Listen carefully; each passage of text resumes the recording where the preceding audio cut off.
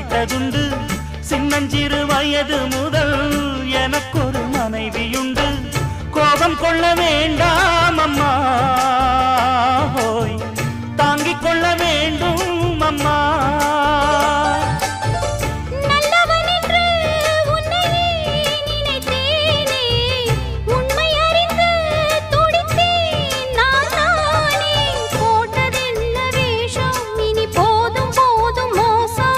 நான் சொன்ன சம்சாரம் எந்தன் சங்கீதம், இதை கண்டு கொள்ள முடியாமல் ஆர்ப்பாட்டமா?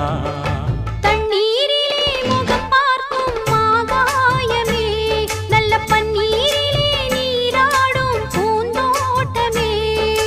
இன்னார்க்கு இன்னார்தான் சாமி சொன்னதம்மா, கல்யாணம் வைபோ